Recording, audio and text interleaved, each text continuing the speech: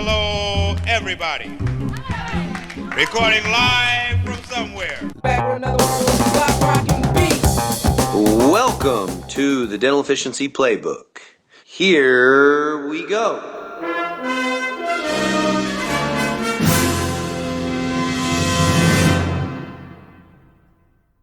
Hey, party people. Welcome to the Dental Efficiency Playbook. My name is Gabe Hofmann, also known as the Dental Efficiency Guy, and I'm excited to have Adrienne Jordan, the Executive VP of Oak Dental Partners. But as Executive VP, Adrienne is a different kind of leader, and I absolutely am really excited to dive into it today. She's not afraid to roll up her sleeves, and she works at all levels of the organization, gets down and dirty in the trenches to really do whatever it takes to help Oak Dental Partners to operate. And today, we are going to be diving into data and data quality, data accuracy, and the effect or importance on team and patient care. So, Adrienne, welcome to the show, and I'm excited to talk to you today. Thank you. I'm excited to be here. Awesome. So, yeah, let's get started. So, talk to me a little bit about that. You, as like what you were just telling me, being a different kind of leader. So, as the VP of operations, you jump in at all positions. Can you? In all positions, Okay. in every positions. I don't shy away from anything too much. Wherever I can help my team out is the best way possible. Our operations flow a little bit differently, and under my leadership, we have office operations, call center, RCM, practice management. So I am a SME in all things. I like to call it in dental. And so I try to make sure we're all under the operation hood. So then things work consistently for patient care, because that's the end goal, right? Is to make sure our patient care is top tier. And so I want to make sure those systems that we put in place all the way through from when the patient calls to when the patient receives the statement is pretty much consistent across the board. So I roll my sleeves up. I get in deep and dirty with my team, and I look up claims. I post payments. I check AR, and I'm talking to patients. I'm visiting offices. So my job is pretty much an all-around type deal. I like to get my hands dirty in every aspect that I possibly can. Yeah.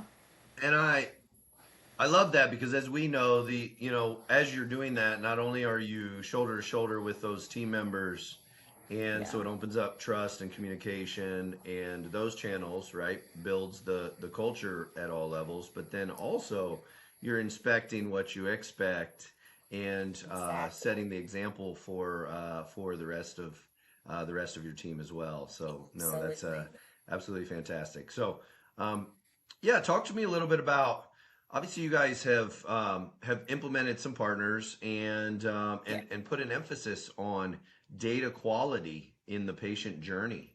Can you talk to me a little bit about how you arrived, like how you guys have made the decision to use automation as well as put an emphasis on data quality in your operations? Yeah. So my biggest overcoming task is time.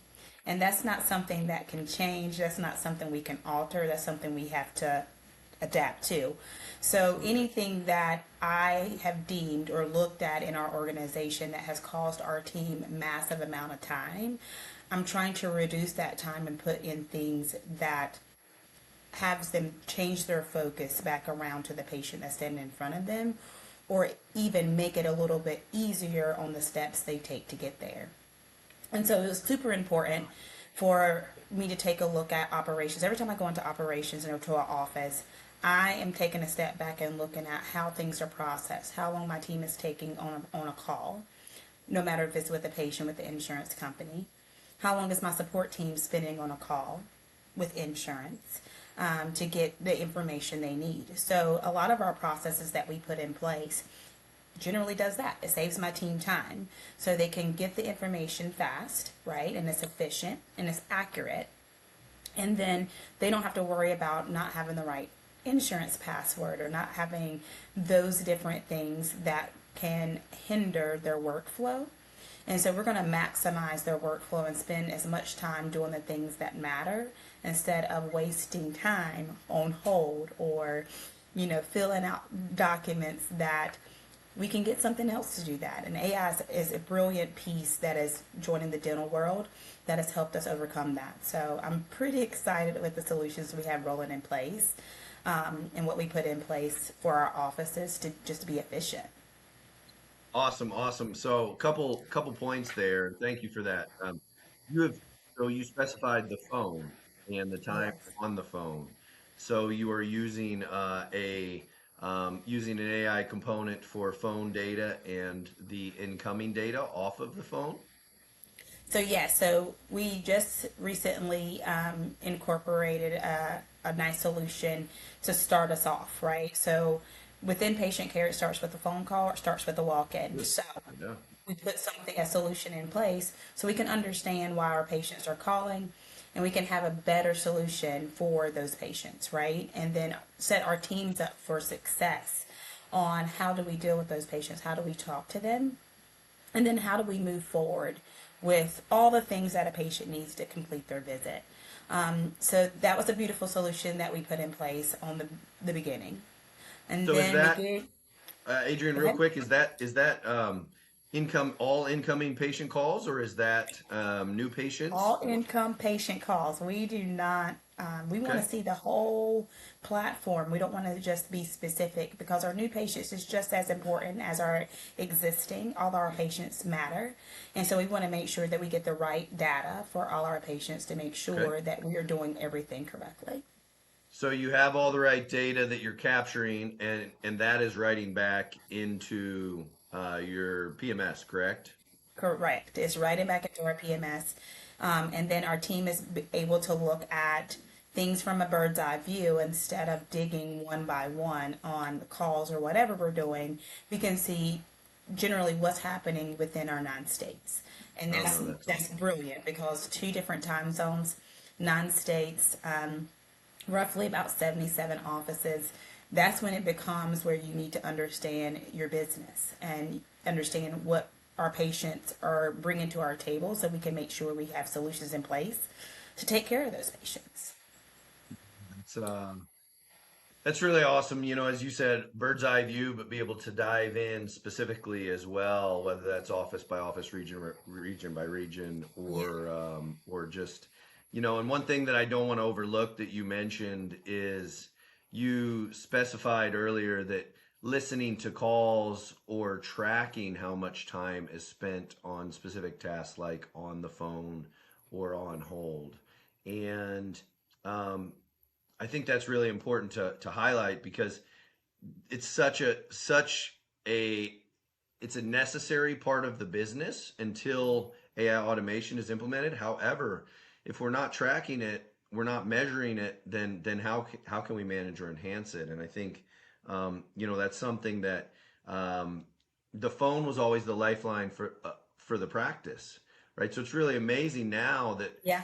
with the phone, right, we can eliminate all the distraction and enhance patient care as a result of that person up front being available for our patients in the practice and the phone, all of the data on the phone still being captured and right there for us in our PMS. So then the other Yeah. thing that you mentioned is insurance and being on the phone with insurance. So Yeah. um, as you know, that is It's a after hot being in topic. operations for a couple decades, yeah, that's one of those things that I am very passionate about because Yeah. the quality of insurance data, and again, you mentioned it starts with what you capture on the phone Mm-hmm. or what gets into the PMS. And then if that data is there, what are we pulling from the insurance company? Are we just getting eligibility data or are we getting complete data that allows us? Yeah, absolutely. So talk a little bit about that. You know, how has that impacted your business and what exactly has impacted your business from a data standpoint? So data is huge for me. I'm a software geek through and through, and the data you give any PMS is the data it's going to give back to you. So my team would probably say one thing about me is that Adrienne does not play about the data that goes into our system, and that's because it tells us a story. A patient visit tells us a story. On the calls Absolutely. tells us a story. Everything is just it's a big storytelling moment, right? And so when you're on the call with insurance, getting that information with screaming kids in the background and all those things, sometimes you don't get the right information Correct. or it's not put into the correct place. I mean, there's different pieces of avenues on what can hold up someone from successfully getting through what they need to get through to complete for a patient, right? And so data in itself is majorly important. I mean, especially when we're talking about insurance data specifically, payer data is so much more beneficial than clearinghouse data. And I'm going to put that out there because, and I say a reason because insurance companies, I've been working with them for 23 years, just in my past life of RCN. We And both. so, when you're going to go fight something with the insurance company, I use the word fight because, the denial means it's time to put on your gloves and start fighting, right? So whenever you're going to go fight something with the insurance company, you have to have proof. And the proof comes directly from what they should have given you before you should have got started with that patient, right? So all that to say is that it's super important that the data we get is accurate. And with me being such a software geek, I do understand that data is passed through and it's only based off of what is updated, what is not, what is sent, what is not. And so we use our single point of truth as the insurance company and the eligibility they give us because of that piece. They are the single source of truth when it comes to servicing our patients with insurance. And so it's super important that we capture exactly what that company is giving us based off the benefits, because why? They got to pay us, right? The payment doesn't come from anyone else but them. So that means the information that we receive also needs to come from them as well. And when we get that data, then our denials go down. Then our payment collections go up, right? Because now we're accurately billing the way we should. And the information that is given to our support teams to manage that RCM function is just easy peasy. We don't have to go back and forth to try to figure out, was this patient eligible during this time of service and all those things, because of the data we have coming in and it's accurate, and it's there for So our teams to use. no, that's amazing. That's beautiful. Like what's the time effect been with your team now not having to rework and resubmit claims because if the data is accurate coming in to the PMS, then the claim information, the treatment plan should be accurate, more accurate. So I'm curious, have you seen an impact on your insurance payments and or write-offs as well as Absolutely. on the claim Absolutely. submission process? Our denials and our, like, what we call bad debt. Everyone should have bad debt, let's be honest. But our denials and our bad debt has significantly decreased. Our collections, you can see they're coming in a lot faster. Instead of the hold up type piece, we're hitting the right group number, the right carrier the first time. So we don't have to go back and try to figure out like what happened and why this claim did not make it to the insurance company. So we're seeing some good progression off of having that data given to us and that accurate data being in our system. It has gave us the ability to scale even more in certain support teams based off of what we're getting. And so now my teams can do more but do less. So that's the key, right? Is that I don't want them to feel like they're doing more, because now it's an autopilot. That's what I call them. They're in autopilot. They are working to a tune of what data is given to us, and it's turned out to be a really good solution for us. And they are not holding up on their end, on the phone, all those things, trying to figure different things out.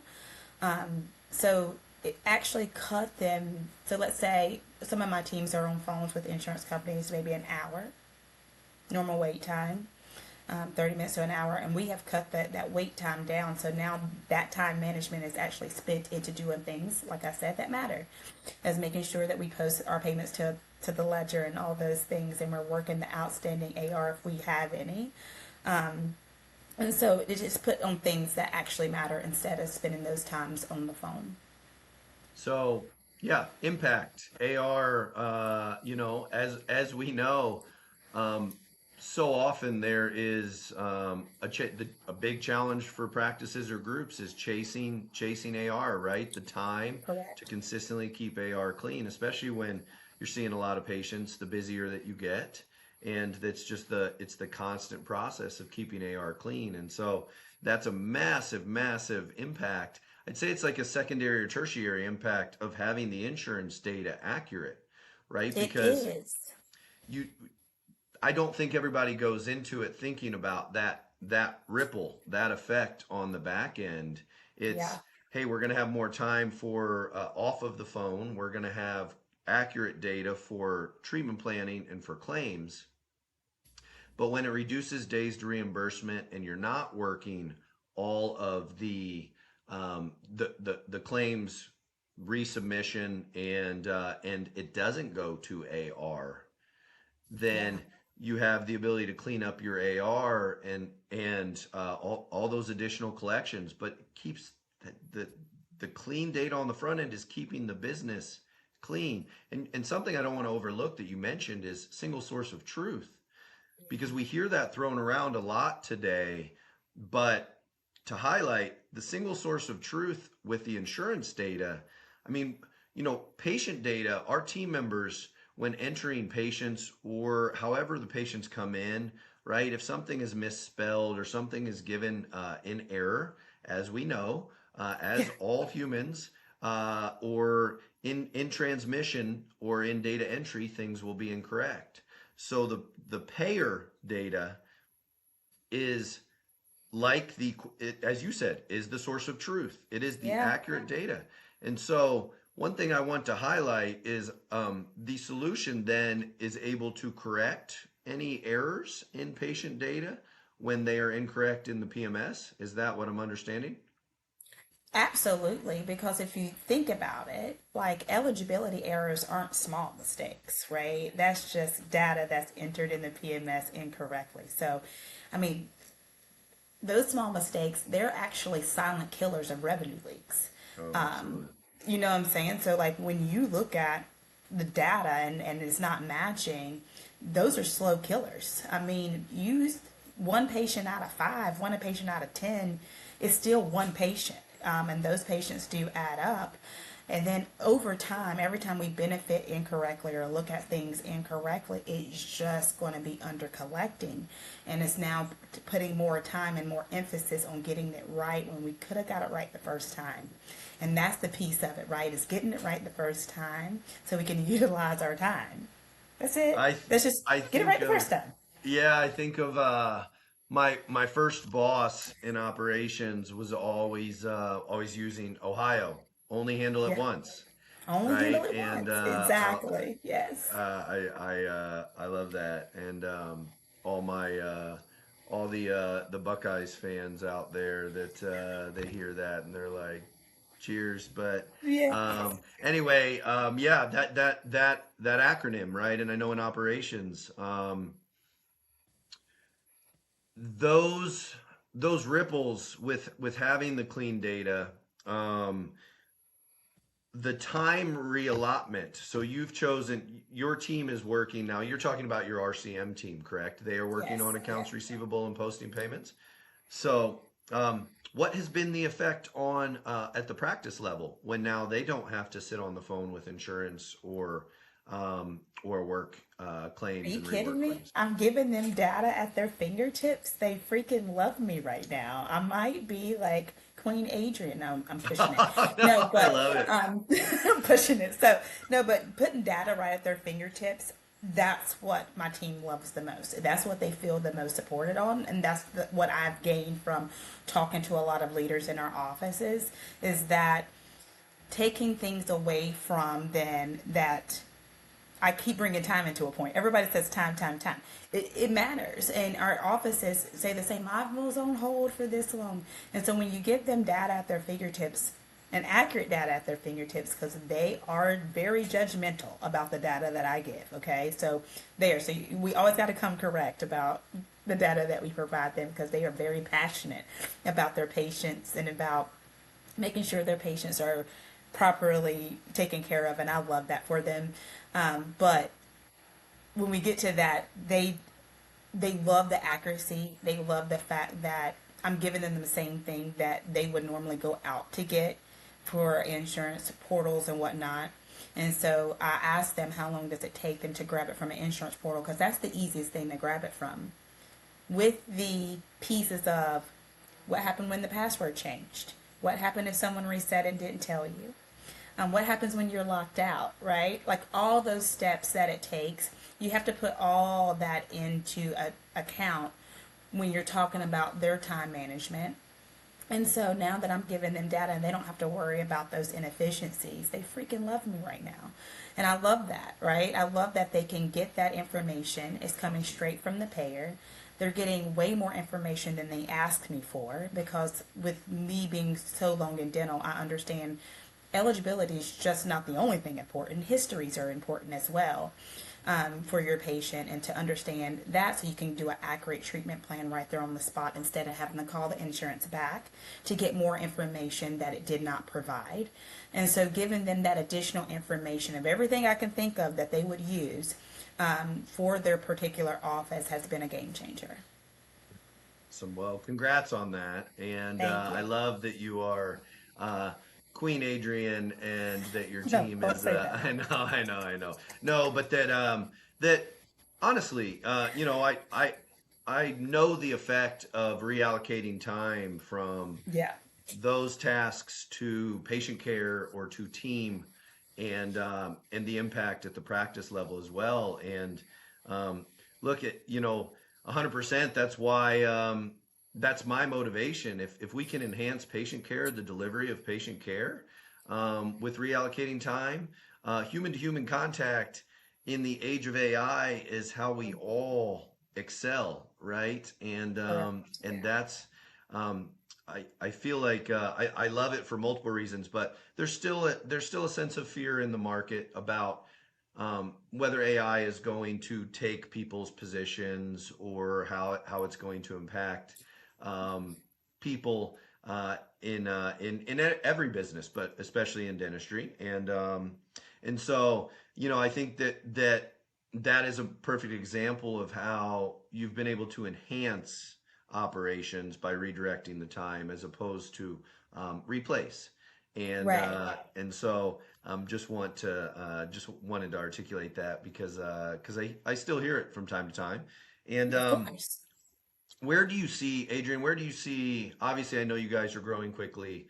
So congrats, kudos to that. Thank As you you. were sharing with me before the recording, the time, the accurate data and the time, and what you've been able to build from an operation standpoint has allowed you to acquire practices more quickly as well. So you guys are growing at a fairly fast rate. Where do you see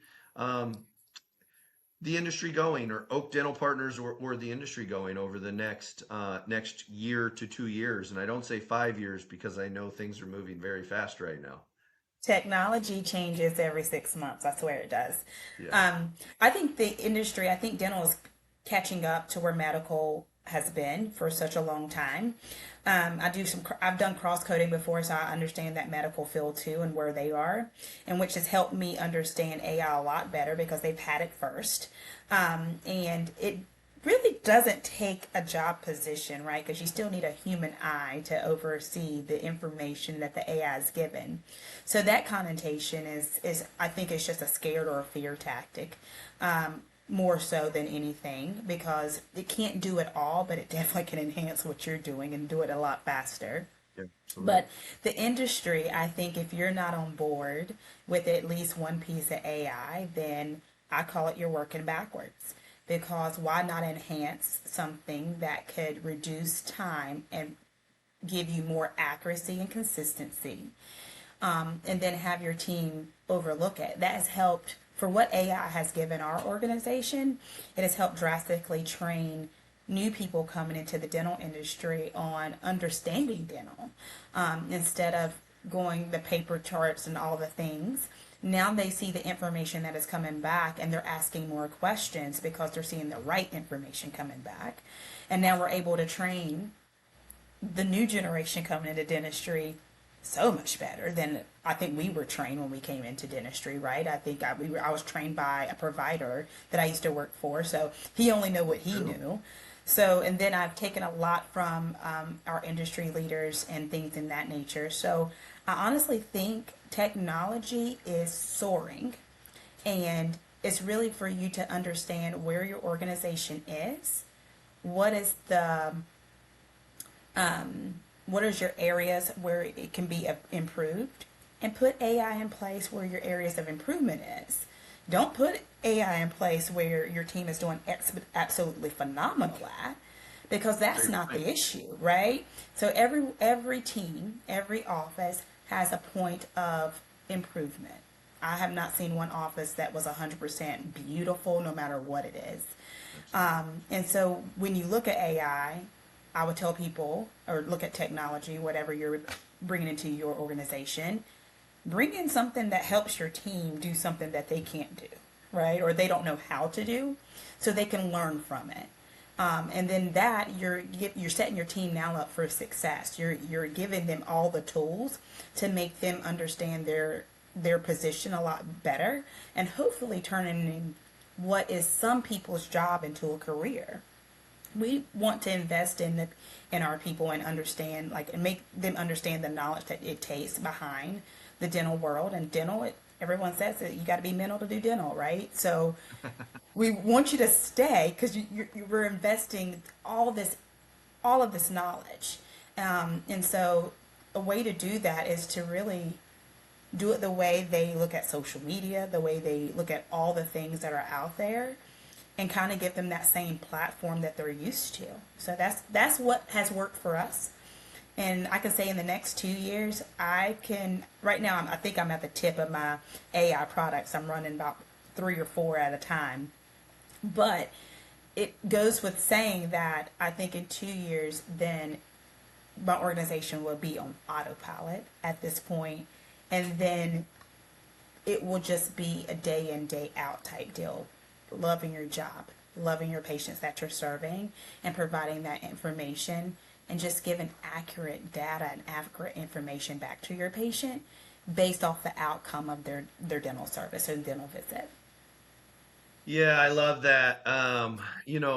As I mentioned earlier in the call, I mean, at the end of the day, if it's not enhancing patient care, the delivery of patient care, you have to ask the question, does it make sense? And I mean, like, when we're looking at all the redundancy, all the repetitive tasks, the challenges, the log jams, or the big cost centers in the business, if 10%, 20%, 30%, 40% of that time, or even in some cases 90% of the time, can be reallocated to now an impact that enhances patient care, literally improves the delivery of, or it's more efficient, or higher quality, or less time to deliver it, it's a win-win-win-win-win. I mean, like, that is why we are all in dental. And actually, Adrienne, I don't know that I've heard it in different ways, but you have to be mental to do dental. But the interesting thing is that we all jump in, and then it grabs us and we stay in, right? Like, 20 some odd years ago, I remember jumping in to dentistry. I had no dental experience, and I never imagined it being my my life's career. Me neither, friend. But yeah, something about it, like, the passion just grows and grows and grows, for people. And now it's really cool to see where patient care is heading. And I was in Chicago. I was at a Becker's meeting not that long ago, seeing some of my old friends, and one of the major overarching themes when asking DSO executives and people, longtime influencers in the business, where they saw the next year to 2 years, and it was really on the patient experience, or wowing, a return to the wow patient experience, and where technology is going to allow that to be the emphasis or focus. And I think, to bring it all back home, like the data and what you're doing with the data and the data accuracy and the reallocation of time is also eliminating a lot of the headaches in the business that slow down the delivery of patient care, or the expansion, allowing you to scale the business and provide, more patient care, greater access to care. And so, with that said, Adrienne, I always like to ask, if there's one thing in operations or around data or just in life that you want to share with the listeners, that you want to leave them with today. It's been an absolute pleasure diving into data, diving into operations, and learning. I knew that you dove in at all levels, but I didn't know that literally when you said that you're rolling up your sleeves and you're sitting in any position in the practice. So I love that. I love that. And then, what you guys are doing with data and with AI is really, the way you're doing it is amazing. And so I love to get that update, as well as share with all our listeners, how it's really enhancing your business. But what would be that one thing that you want to leave everybody with today? I think one thing that I have learned from other leaders in the business is that, and I heard it when I was sitting on a panel before, and I was speaking at an event, is the fail fast method. Is understand and read the room, read your offices, read your team, and come from a place to listen, to understand what they need, and provide them just that. And if a solution doesn't work, don't be afraid to snatch it up, right? Don't be afraid to take it back and go back and pivot, or go back and rework it, or go back and change it. It's the same thing applies when you are loading a PMS, junk in, junk out type deal, and you're loading AI pieces. It's only as good as the information you give it. So make sure that when you're running all these products, give it everything you got, or don't give it nothing at all. Because it's not going to magically appear or magically give you information just based off of connecting a couple of different tools together. You have to give it everything that your brain is thinking of, so it can maximize what the service it gives back to your team. So I would tell any leader, get in there. If you're going to settle on a solution, 100% all in, or you're going to get zero out of it.